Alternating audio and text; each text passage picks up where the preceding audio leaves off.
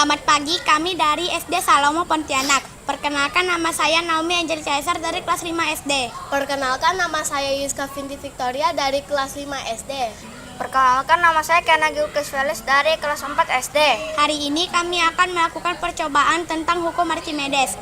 Hukum Archimedes berbunyi, sebuah benda yang dicelupkan ke dalam zat cair, baik sebagian maupun seluruhnya, akan mengalami gaya apung yang besarnya sama dengan berat zat cair yang dipindahkan oleh benda yang dicelupkan tersebut.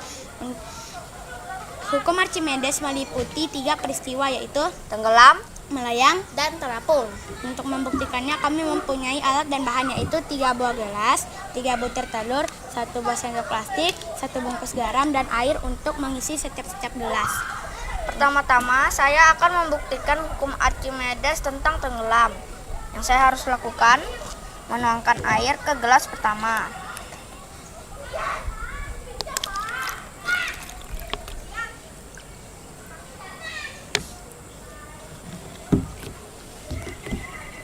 Lalu, saya akan mencelupkan telur ini ke dalam gelas pertama. Kita bisa melihat telur ini tenggelam. Telur dapat tenggelam karena massa jenis telur lebih besar dari massa jenis air.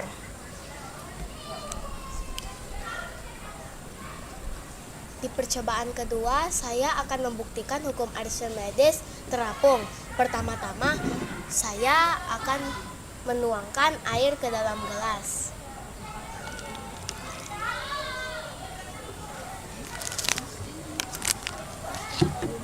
Kemudian, saya akan mencampurkan garam sebanyak 5 sendok ke dalam air yang sudah tersedia.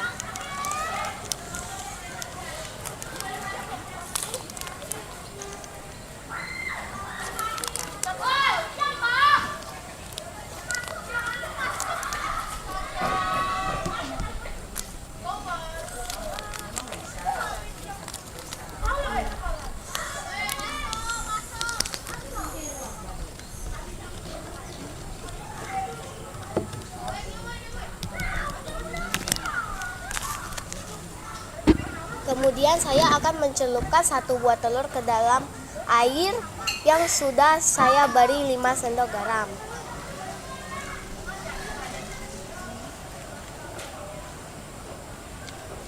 Seperti yang kita lihat, di gelas ini ada telur yang sedang terapung. Telur bisa terapung karena massa jenis telur lebih kecil daripada massa jenis air.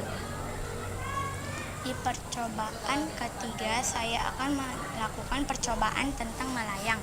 Pertama-tama saya akan menuangkan air.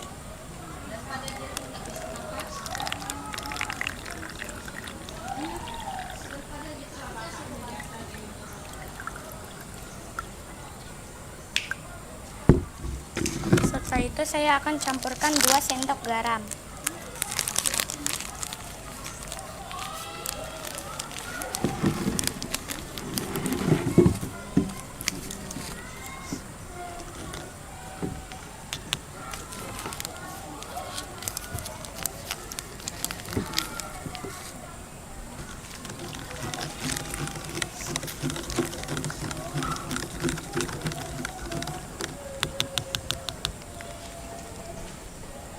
Kemudian saya akan masukkan 1 butir telur ke dalam gelas yang berisi air yang sudah saya campurkan dengan 2 sendok garam.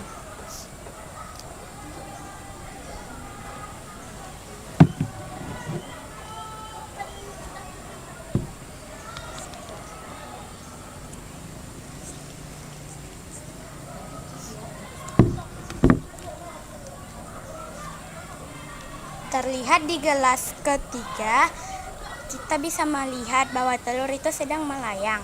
Telur bisa melayang karena massa jenis telur sama dengan massa jenis air. Dalam kehidupan sehari-hari, kita dapat melihat hukum Archimedes. Contohnya, kapal yang bisa terapung di lautan, padahal terbuat dari besi. Kenapa bisa terapung? Karena ada zat cair yang dipindahkan oleh kapal tersebut, sehingga kapal pun mengalami gaya apung. Atau kapal selam. Kapal selam mempunyai bagian pemberat yang disebut tangki. Jika ingin tenggelam, tangki tersebut akan diisi dengan air laut. Jika ingin melayang, air pada tangki tersebut dikosongkan setengah. Jika ingin terapung, maka air pada tangki tersebut dikosongkan. Lalu balon udara yang bisa melayang di udara.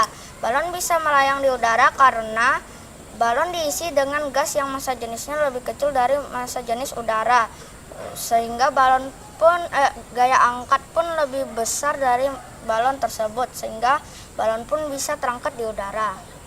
Jembatan ponton. Mengapa jembatan ponton bisa terapung?